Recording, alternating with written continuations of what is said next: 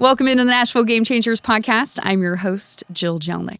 Our guest this week is someone very much embedded in the sports world. And when it comes to NFL news, he is the go-to.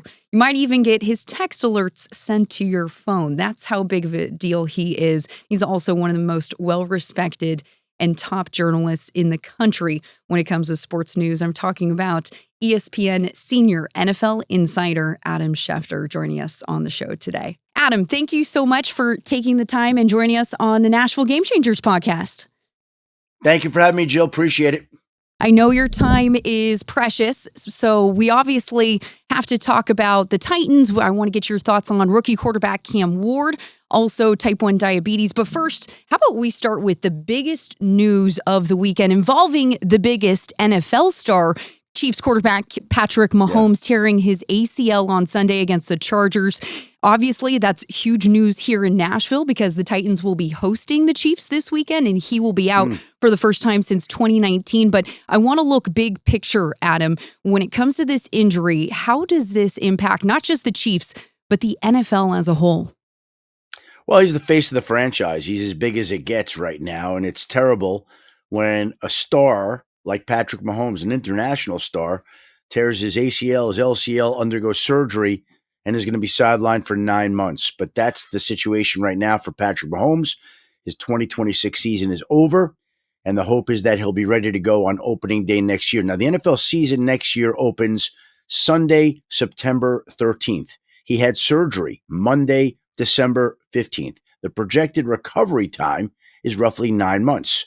9 months would give him a chance to be ready for opening day. And if his rehab goes well and you know he's going to be dedicated and focused, I would think that there's a realistic chance that Patrick Mahomes will be ready to play on opening day next year in 2026. But this season is over. Terrible injury. Hate to see it happen, but it's a reality of the game. There's 100% injury rate. It's obviously too early to start talking about 2026 and what we can expect from NFL teams. But when you look at the Chiefs and what they've been able to do, there's no question a dynasty in the NFL for the last several years. With this injury and the type of season that the Chiefs have had, missing the playoffs for the first time in 10 years, could this be the potential end of the dynasty that we've seen from the Kansas City Chiefs? Well, it is the end of the dynasty. They obviously have been in the Super Bowl in recent years. They've won 9 straight division titles. They've been to the playoffs 10 straight years, and now they're eliminated with 3 weeks to go in the season. So it is the end of a dynasty. And Mahomes is hurt. They're going to have to make financial decisions. We don't know whether Travis Kelce will be back next season. That's still very much up in the air. So, yeah, it's the end of the team and the dynasty that we know it. Now, they'll have a chance to go on and have great success in the future as long as Patrick Mahomes is their quarterback, but things will be a little bit different moving forward. Looking ahead to this weekend, Titans hosting the Chiefs on Sunday at Nissan Stadium. And with Mahomes out, it's certainly one less thing that the Titans have to worry about. And let's be honest, Adam, the Titans have had their fair share of adversity this season, tied in a 3-way tie for the worst record in the league at 2-12. And unfortunately, their rookie quarterback Cam Ward isn't progressing in the direction that the rest of the franchise was hoping he would at this point in the season. When you look at the Titans offense specifically, the lack of production, second to last in points per game, second to last in yards per game, do you put majority of that weight on the rookie quarterback Cam Ward, or do you put more of the blame on the team around him? Right. Well, he deserves some of the blame, no doubt about it. But there also are shortcomings in the roster that have been there. And so it's hard to get a read exactly how much blame lies with Cam and how much lies with the rest of the roster. I have a feeling it's as much the surrounding cast, him being young, him learning the game. It's all these things working together to make it such that there's the idea that he's not progressing the way that Titans fans would like. I think he's flashed at times. I think he'll continue to get better. I think there's talent there. They think there's talent there. And it's up to them to strengthen the roster and give him the upgrades that will enable him to fulfill the potential that he had when they selected him with the number 1 overall pick last year. Yeah, Titans on track. Technically, they're tied with the Raiders and also the Giants for the worst record. But depending on how the next 3 weeks go, they could have the number one pick in the draft again. And if that's the case, that's a pretty attractive benefit for a new head coach, something that the Titans are still looking for, something that quarterback Cam Ward is certainly in need of. I'm curious, have you heard any rumblings when it comes to the head coaching search for the Tennessee Titans? And how attractive do you think that opening will be at the end of this season? Well, I think that they're formulating their ideas. I think there's a lot of coaches that they're going to want to talk to. There's going to be a lot of names out there. I think that they don't know what direction they're going to go. I think in a perfect world, and we don't know if it's going to be a perfect world, but in a perfect world, they would like to hire a coach, a head coach who's done that job before, who's had experience in a head coaching chair, so that he's not stepping in the way that Brian Callahan did without any experience as a head coach. I think they want to have an idea of what they're getting, and they want somebody that understands what comes along with that job. Now, again, there'll be plenty of candidates, and just because that would be their preference doesn't mean that's the way they'll go. But in a perfect world, they would hire a head coach who's done the job before, and we'll see how the head coaching search shakes out here in the weeks to come. You're listening to the Nashville Game Changers podcast with ESPN senior NFL insider Adam Schefter. We'll be right back after this.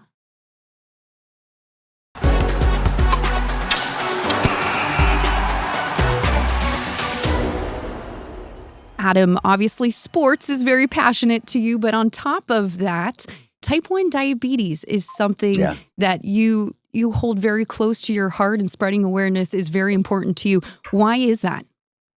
Well, Joe, we're at the point of the year, essentially, where people are starting to think about their New Year's resolutions and how they can prioritize their health in 2026. And it makes it a great time, to me, to educate people about early detection for type 1 diabetes. My wife, Shari, is a type 1 diabetic. I've seen what it's like for her to manage the disease, and it's why I partnered with Sanofi to raise awareness around the importance of screening for type 1 diabetes. Type 1 can't be prevented, but it can be detected early. People can prepare, and screening gives people time to prepare. And that's why, as we approach the new year, it's important to make a plan.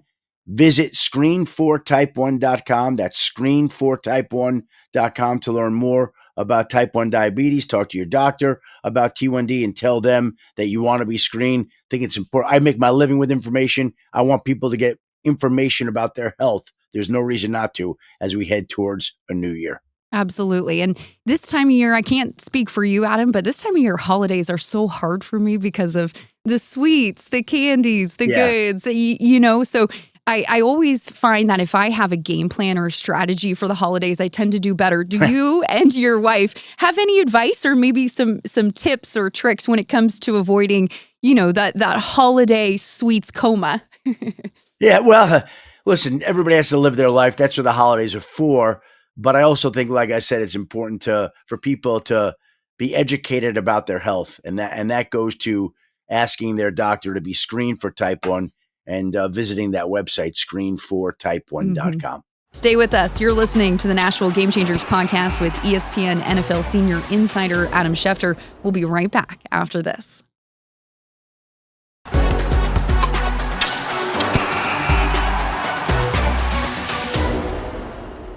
Adam, before we let you go, I want to get your thoughts on the Music City. Obviously, the Titans have struggled the last couple years, but this is a sports city that just continues to grow, whether it's the Nashville Predators making the Stanley Cup playoff in 2017, Nashville getting an MLS team, Nashville SC. Also, obviously, SEC, Vanderbilt is right here in our own backyard. It's a sports city that continues to grow, but when it comes to the national spotlight, sometimes it gets overlooked. And I would love to get your thoughts on that in terms of where does Nashville fit in the big sports picture? How much attention is it getting? Should it get more? Well, I'm a big Nashville fan. There was a time in my life when I considered moving there. I tried to get my wife to move there. She's a New York girl. Wasn't as thrilled and as open-minded as I was. We have a daughter who's in 11th grade, and Vanderbilt will be a school that she considers going to. I don't know that she'll be able to get in, but if she were fortunate enough and blessed enough to get in, that would be a place that would be high on her priority list. I love Nashville. I've spent a lot of time there. I was at the Music City Miracle game when the Titans, I was actually on the yard line where Frank Wycheck threw the pass. And I know Tennessee fans won't like it, but I still maintain from my overhead view directly above the play that it was a forward lateral. Shouldn't have counted, but it did, and it was one of the great plays in NFL history. So I'm a big Nashville fan, and I just think that when teams win, as Vanderbilt did this year in football, as the Titans have done at times in the past, when teams win, they get attention. And so you could wonder about what gets attention for a city, but usually successful sports teams do that. And hopefully Tennessee's teams will keep winning and keep the national spotlight on a great city. I'm a big fan of the place. Hope to have more interactions there, and we'll see how it all works out. Yeah, that's incredible. You were there for that Music City Miracle. Is it safe to say that's your favorite Titans memory of all time? I was at the Super Bowl too when Kevin Dyson came up short of the goal line. That was pretty memorable too. So I've had the chance to be at a lot of great Titan games. I was at the AFC Championship game that they won in Oakland when they beat the Raiders to get to that Super Bowl. I don't have a favorite, but there have been certain times that I've been fortunate enough to be around that team at some memorable moments. Adam, thank you so much for the time. Really appreciate it. And if you and your wife and your family ever do reconsider coming to Nashville, I know a couple hot spots, some good restaurants, and also a sports station, news station that would love you to have you on as well. So thank you so much for the time. And thanks again for shining that light on type 1 diabetes. We appreciate it and what you guys are doing, spreading awareness during this time of the year. Thank you as always. Good luck with the rest of the NFL season. Thank you for having me today, Jill. I appreciate it. Happy holidays to everybody out there. Thanks so much for listening to the Nashville Game Changers podcast. Not only does that conclude our episode with ESPN senior NFL insider Adam Schefter, but that also wraps up our first year of the Nashville Game Changers podcast. Over 30 episodes, over 6 months of work. And we just wanted to take the time to celebrate our first year, but also thank you for joining us for the ride and supporting us along the way. Now, we will take a break the next 2 weeks for the holidays, so want to wish you and your loved ones safe travels over the next several weeks, and of course, a happy new year, and we'll return at the start of 2026. But that doesn't mean you can't go back and check out some of our previous episodes of the Nashville Game Changers podcast, including maybe some that you missed, from hockey to the Preds and the Titans to high school football and much, much more. We have plenty of sports that we've covered and teams that we've covered over the last 6 months. So be sure to check those out. You can find all those episodes on our YouTube page, Nashville Game Changers, as well as social media. When you're there, please like and subscribe. Happy holidays, everyone, and we'll see you in the new year.